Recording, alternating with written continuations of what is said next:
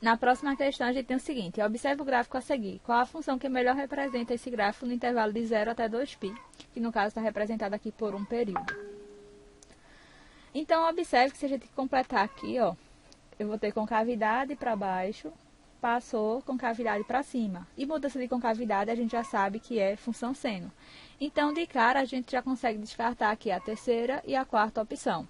Próximo passo seria a gente olhar aqui, da esquerda para a direita, esse gráfico aqui, ele está decrescendo. Ó. Se eu fizer a representação desse gráfico aqui do lado, a gente tem função seno, como eu já disse a vocês, ele está representado de 0 a 2π. Então, aqui é 0, π sobre 2, π, 3π sobre 2 e 2π. O máximo dele está sendo 1, o mínimo dele está sendo menos 1. Então, ela está aqui na origem, desceu, meio, subiu, meio. Quando eu completo isso aqui,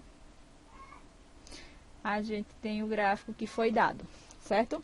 A seguir, a gente pode completar aqui, ó.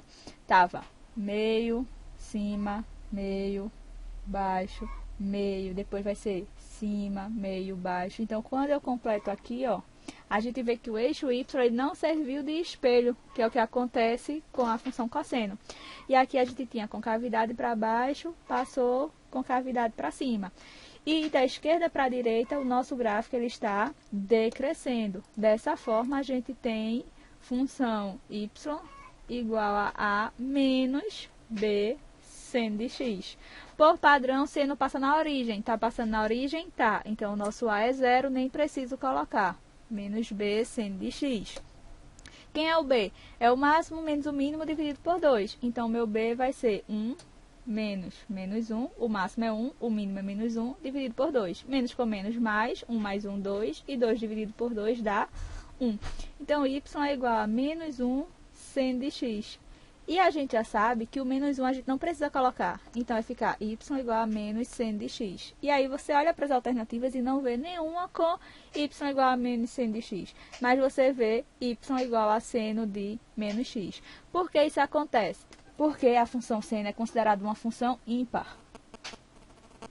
Dessa forma, y igual a menos seno de x também é igual a y igual a seno de menos x. Se você calcular, por exemplo, y igual a menos seno de 90, a gente sabe que seno de 90 é 1. Então, a gente ficaria com y igual a menos 1. E se a gente fizer y igual a seno de menos 90, que era para ter escrito π sobre 2, a gente também vai encontrar menos 1. Então, função seno, que são as funções ímpares, o menos seno de x é igual ao seno de menos x. Então, a gente pode marcar aqui a última opção. Cuidado, tá? Porque y igual a cosseno de menos x